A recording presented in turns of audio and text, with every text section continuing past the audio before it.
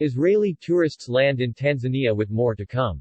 There were 150 Israel tourists who arrived in Tanzania this week for a wildlife safari. The group consists of 15 travel agents and tourism photographers from the Christian Holy Land of Israel. Tanzania tourism stakeholders are looking at this group of tourists as a turning point in bringing the industry back on track since the pandemic. Israel tourists prefer to visit wildlife parks while on holiday, making stops at Ngorongoro, Tarangire, Serengeti, and Mount Kilimanjaro. Tanzania is hopeful this signals the opening up of tourism in Africa and is looking for other key source markets to follow suit, such as Europe and the U.S. The tourists are part of around 1,000 tourists from Israel who are expected to visit Tanzania this month.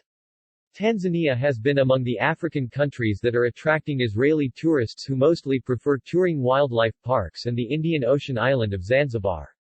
In a span of just a few years, Israel has shot to the 6th position of the leading tourist source markets for Tanzania before the outbreak of the global COVID-19 pandemic.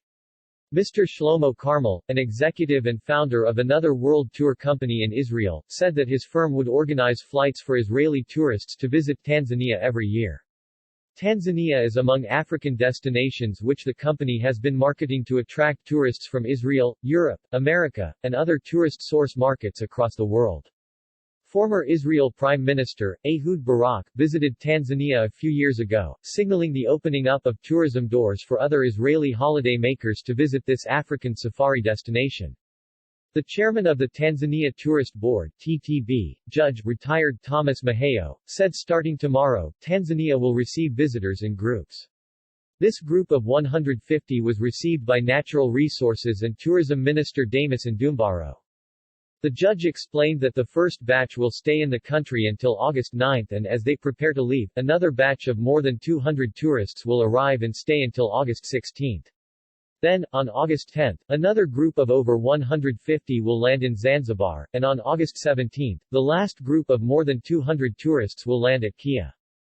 In turn, African Christian pilgrims like to visit Israel between March and April every year to pay their respects at holy sites in Israel and Jordan. Israel's historical Christian sites include the city of Jerusalem, Nazareth, Bethlehem, the Sea of Galilee, and the healing water and mud of the Dead Sea, among other heritage sites. Rebuilding travel.